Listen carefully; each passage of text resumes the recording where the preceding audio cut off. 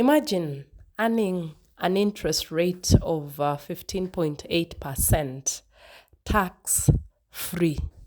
Hello and welcome to Inspired to Inspire. If you're new here, please subscribe and join the family. The government offered an infrastructure bond in June and it was oversubscribed.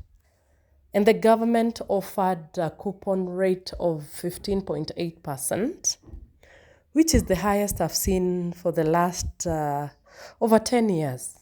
That means if you invest, you will get a return of 15.8% of your principal investment.